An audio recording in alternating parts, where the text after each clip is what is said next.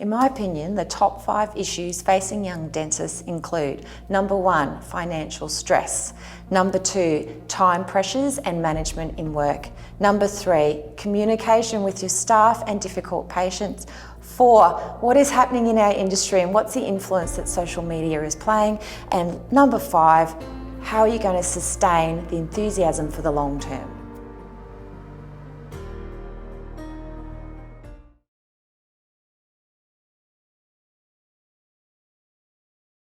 So when I talk about financial stress, what I mean is when you first graduate or in the first couple of years, you are keen to go. You've been a student for so long, you've been working for so long, and it's completely understandable that you want to get out there and spend some money and get some lifestyle happening.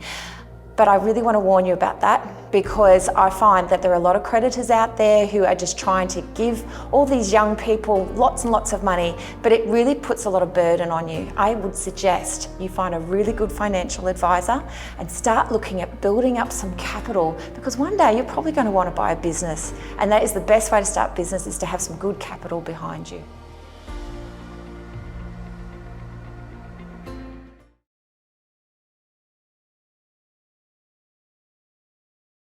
When I talk about time pressures, I mean that day-to-day pressure. You've got appointments back to back. Someone might be late, so then it makes you late for the next patient. You know, it becomes a pressure. So my best advice for you there, just to be able to handle that, is to plan your day. First of all, have a huddle with your staff. Now, even if the practice manager can't join you, at least with your dental assistant, so you're both prepared and you know what is coming. Also, it's a good way to start an appointment by saying, and this is what we are going to do today, so everybody knows where they stand. Lastly, I really would advise you to learn what you can achieve in a certain amount of time. So therefore, you know that you're not going to be able to do a certain procedure in a short period of time, at least to the standard you want.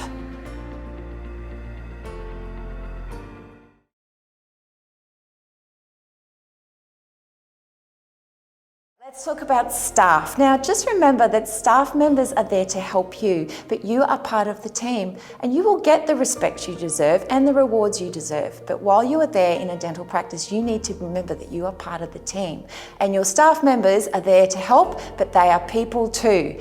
Don't forget, communication is key with your staff members. If you need to look at talking about an issue, remember, confrontation isn't actually bad. A lot can be achieved by talking about the problems that are occurring and to focus on the systems and how you can make it better together. That also applies to when you're dealing with patients who are having a few difficulties. It's always good to talk to a mentor about things as well, so that you can then communicate with your patients. Don't forget to empathise, just understand where they're coming from, and then you can work forwards together.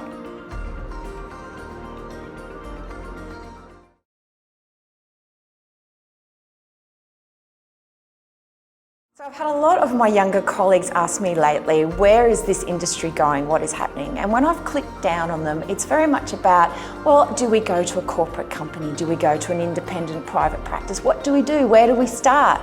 So my best advice is to look at the fact that corporates are there, they're still a business. So if you want to get some experience and really learn the nitty-gritties of getting patients through the door, looking after them, just getting your skills up, then by all means, go to corporates and get that experience. If you want a mentor who's going to actually take you under their wing and really support you through things, then maybe look at an independent private practice. I find that they're very supportive. I know I certainly am if I have any students come in or young dentists. I tend to mentor them, and we really grow together. Now, the other thing I really want to bring up is the social media influence these days. Now, if you want to be successful in the dental industry, you need to get on social media now. It is fast, it is where it's happening. People want to feel relevant, and they want to get information, and they want to connect. Social media is the perfect platform for that. I've got 3 little warnings with regards to that, because it is fantastic, but just be careful you're not going to, act on something that's actually false information. If you see some amazing dentistry out there, you've got these perfect pictures and perfect preps for all your restorations, just remember that the people who are doing that have worked long and hard to prepare that photo, to put it up and make it beautiful. That can be years of experience, or it can be just doing the actual photo shoot.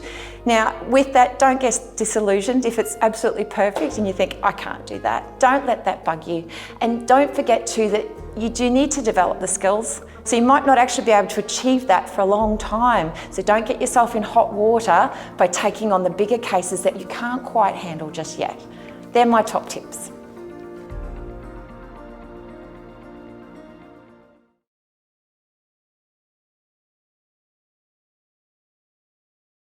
Sustaining the enthusiasm. How do we do that? It's a really tricky question, but I'm going to tell you what I have done and what my friends and colleagues have done as well.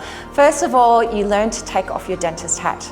As soon as you're finished working and giving everything you can to those people that you've been looking after, take off that hat and remember that you have other things to do and you have a life.